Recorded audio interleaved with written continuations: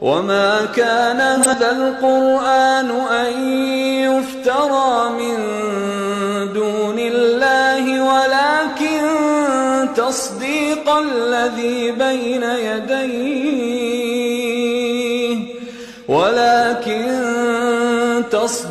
الذي بين يديه وتفصيل الكتاب لا ريب فيه من رب العالمين.